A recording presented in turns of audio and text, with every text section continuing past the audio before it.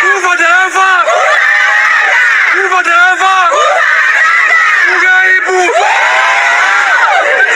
This entire Gachagua impeachment business has sincerely taken a whole different dimension.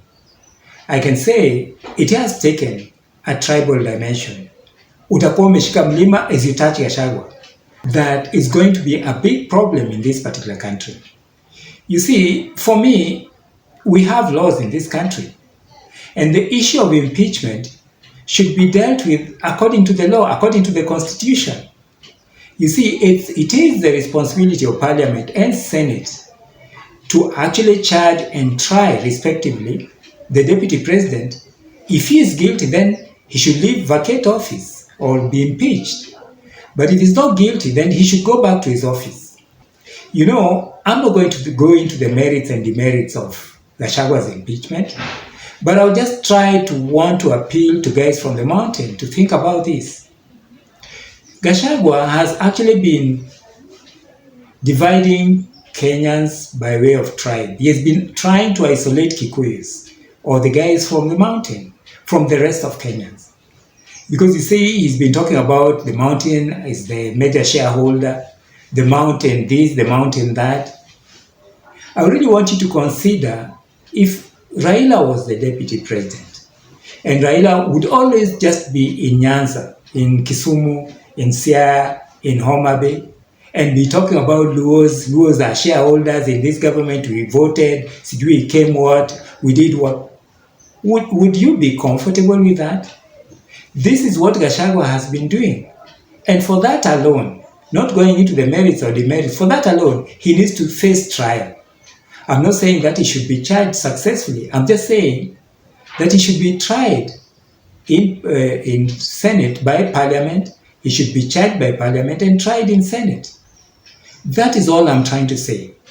You see, the route that we are taking right now is basically a slippery slope. If we go for William Samoei Ruto, the Kalenjin community will say that you touch William Samoei Ruto and you've touched Mulima. By the way, there's Mulima in Kalenjin community in Rift Valley. You know, so let's let this rule of law take its course. Let us not go down the slippery slope, which is actually just leading to anarchy. And there's this other thing. If Gachagua does not face trial in Parliament and Senate, then it will be like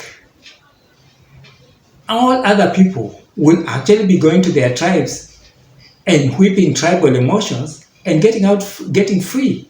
So what kind of country will we be looking at?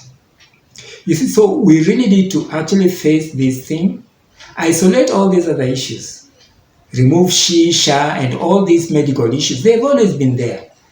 Forget about William Samoei Ruto. We'll deal with him later. Right now, we are talking about the impeachment of the deputy president for things that is either done or omitted to do. And let's confine ourselves to that. It's not a question of the economy. We are now talking Sha, we are now talking SHIP, we are now talking university education. The economy is not doing well.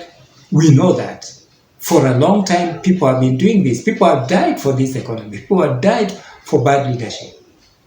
The thing right now that people should be doing is Gachagua guilty or not? This mentality of sijui driver and Makanga only works in the matatu industry.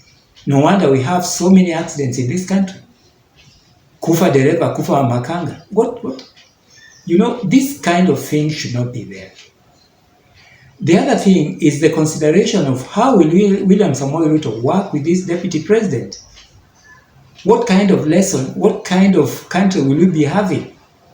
And there's no cure, as in the next president also, in 2027, there will be a similar problem.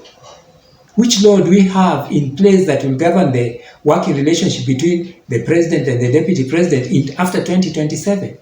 Will we be going into this year in, year out, year in, year out, 5 years in, 5 years out, 5 years in, 5 years out? I think we are taking a wrong turn.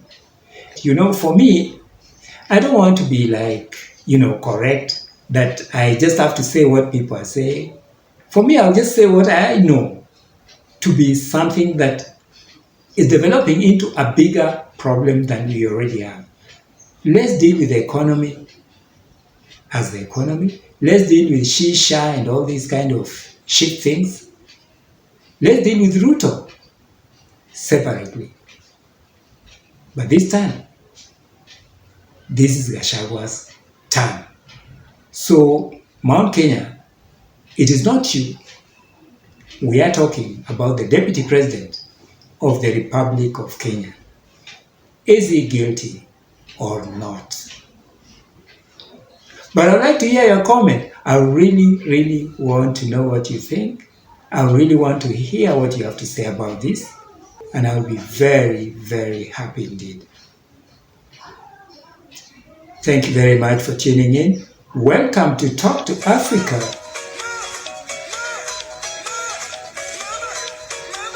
My name is John.